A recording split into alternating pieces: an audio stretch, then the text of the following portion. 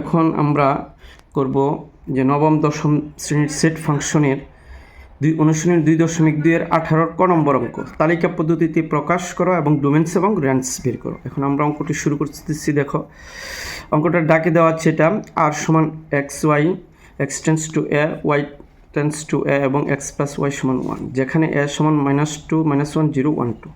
এখন আমরা প্রথমে লিখব এভাবে আর এর বর্ণিত শর্ত থেকে পাই। আর এর বর্ণিত শর্ত থেকে পাই।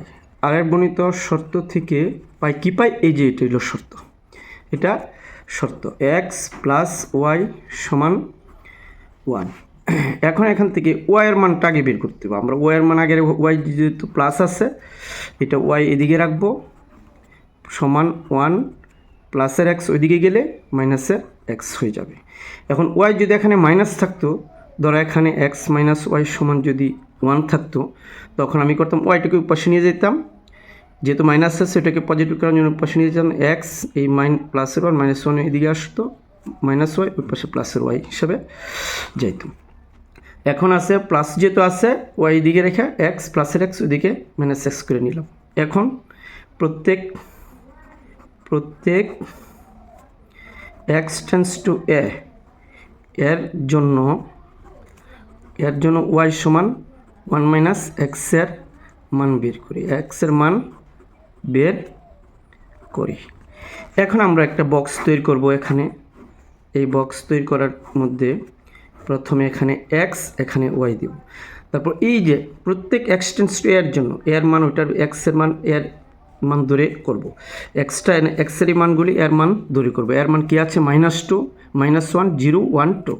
গোল করব এখানে 1 2 3 4 5টা 1 2 3 4 5 5টা গোল করার পরে এই যে এর মান যেখানে আছে এখানে এক্স লেভেলে বসাবো। -2 বসাইলাম, -1 0 1 2 এই মানগুলি এখানে বসানোর পরে এই যে এক্সের -2 এখানে বসাবো। এক্সের যে -2 আছে এই যে এখানে এক্সের পরিবর্তে -2 বসাবো। বসালে কি হয়?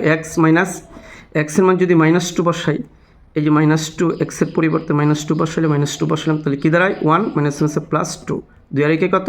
3। এই যে 3 হলো। তেমনিভাবে -1 যদি এখানে এক্সের মান -1 বসাই, তো মাইনাসে প্লাসের 1 এই যে এখানে 1 1 এখানে হয়ে যাবে 2। তারপরে যে 0 বসাই, এক্সের মান 0 বসাই, তাহলে 1 থেকে 0 চলে গেলে 1 থাকবে। এক্সের মান যদি 1 বসাই তো 1 থেকে 1 গেলে 0।